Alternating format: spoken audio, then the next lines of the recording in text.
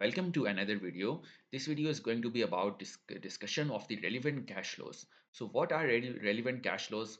Whenever you are calculating net present value, you only need to consider those cash flows. You only need to include those cash flows in your calculation that are changed by your decision. Only those cash flows are relevant. Why? Because if something cannot be changed, then you should not waste time considering it, right? So it makes sense. So for example, if we have already spent 5,000 on research and development, for example, research on this project, let's say. So even if we go through the project, if we accept the project or reject it, either case the 5,000 would be our sunk cost. So the $5,000 that we have already spent is not changing with our decision of accepting or rejecting the project. So that is why we should not waste time considering it. We should not include this in our calculation.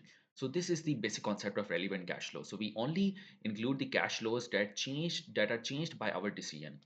So, for example, what cash flows would be changed? There are three types of relevant cash flows: incremental flows, meaning these are the additional cash inflows or outflows that are incurred as a result of accepting the project. And then there is the opportunity cost, which are the lost cash inflows. So, let's say we had $5,000 to invest.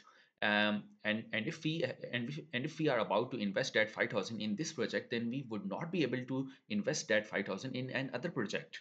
If we would have invested that 5,000 in another project, then we would have gained some cash inflows from that project which are now lost. So the opportunity cost is the lost cash inflows. So the cash inflows that are now not incurring, that you have lost because of accepting the project.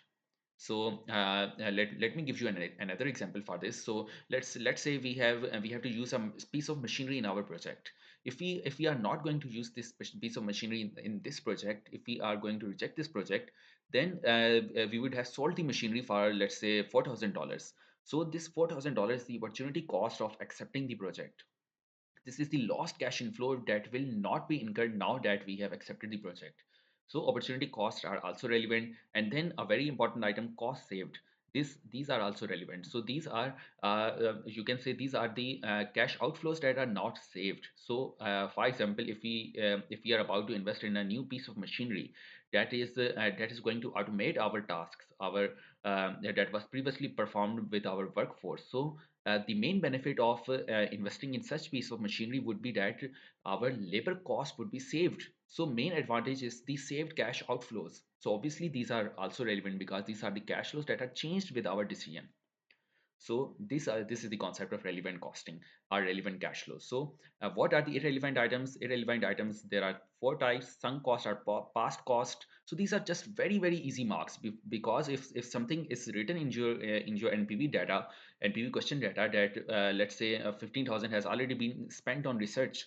So if this outflow has already been incurred, then there is no way that we can save this with our decision of accepting or rejecting the project. It has been incurred, so it cannot be changed, obviously, because it is a past or sunk cost. So it is not relevant. You are never going to include any irrelevant item in your NPV calculation. So 15,000 is past or sunk cost, so we are not going to include this in our calculation.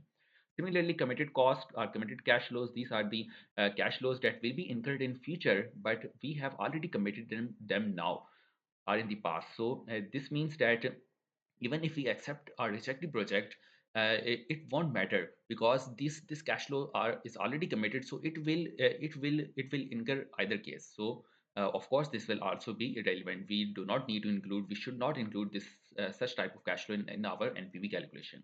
And then there is non-incremental cost or non-incremental cash flow. So let's say our fixed costs are not rising, there's no increment after accepting the project. So um, that fixed cost will be paid either case if we accept the project or reject it. So non-incremental cost, non-incremental cash flows, those cash flows where in which there is no increase, those are always irrelevant. But you must remember that the increment, for example, let's say if there incurs an increment of 15,000 in our fixed cost, let's say, so that increment is going to be relevant. But that portion that was not incremental, that was already incurring, let's say it was $50,000. So that would not be relevant. That would be an irrelevant item. We would not be including that cash flow in our NPV calculation. Then there is final non-cash items. Non-cash items, a good example for this is depreciation. We never include depreciation in our NPV calculation. Never, never, ever. You will never include depreciation in your NPV calculation. And then there is the allocated overheads. Allocated overheads are just our calculation, our apportion, our you can say calculation that we have done for the management or financial accounting purposes. So there's no real cash outflow when you are allocating overheads to different departments or to different products, right? So this is a non-cash item, so this will always be irrelevant. So now let's read the final line here. In NPV, in investment appraisal, only relevant cash flows are considered. So you never include irrelevant items, and there will definitely be irrelevant items present in your question. So these are just very easy marks. You just need to ignore them and you get marks for that. And then there is finance costs. Finance costs are not included in investment appraisal. So let's say that you have taken a loan of 5 million for your investment, initial investment, and you now definitely have to pay interest charges on that loan that you have taken. So that interest charge uh, is a uh, is a relevant cash flow, right? But you are not going to include this in your NPV calculation. Why? Because they are already accounted for when you are doing the discounting. The for example, if in your NPV calculation you are about to receive 1 million 1 year later, then you do not count it as 1 million. You discount it and turn it to its present value. So you are counting for the NPV calculation purpose. You are counting its present value in your calculations, right? You are not counting it as 1 million. So the discounted form, let's say it is $90,000. So where did the $10,000 go? So you will assume that this was gone to pay the, for example, finance cost, interest charges. So that is why these are accounted for. This is how they are accounted for when you are doing the discounting.